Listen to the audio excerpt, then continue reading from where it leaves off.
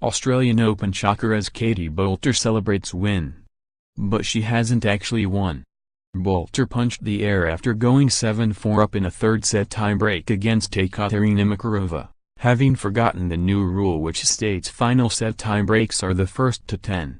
The 22-year-old walked to the net only to realize her mistake but reacted impressively to wrap up victory after 2 hours and 24 minutes in oppressive Melbourne heat. Boulder ended up winning 6-0 4-6 7-6, success over the experienced Russian.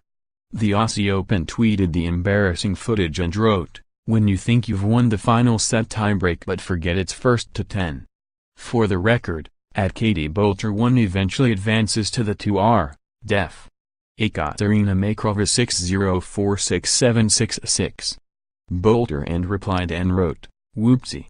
But it wasn't such a good story for Harriet Dart, who was left in tears after a 6-0 6-0 defeat to Maria Sharapova.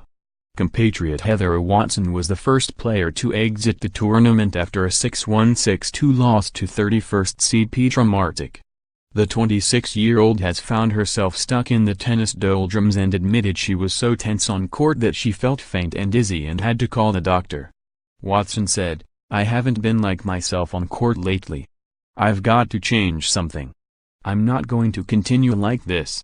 While British men's number 1 Kyle Edmund crashed out of the Australian Open in the first round, but there were wins for Dan Evans and Katie Boulter in Melbourne on Monday. The 24-year-old Edmund reached the semi-finals last year but will not get the chance to repeat the feat after a 6-3 6-0 7-5 defeat to Thomas Berdych, which is set to drop him out of the world's top 20. Edmund, the 13th seed, showed evidence that he is still suffering from a knee problem and was never really in the match against the experienced Czech, who has a strong record in the tournament. Edmund called the result a reality check and admitted, "It just shows where I am at the moment, my level and stuff, and how much and where I have to improve. I've still got lots of years to play, so obviously I'm confident I'll be playing at a good standard again, but you're always itching and competitive to get things done immediately. You just have to have patience and give stuff time to get better, including my game.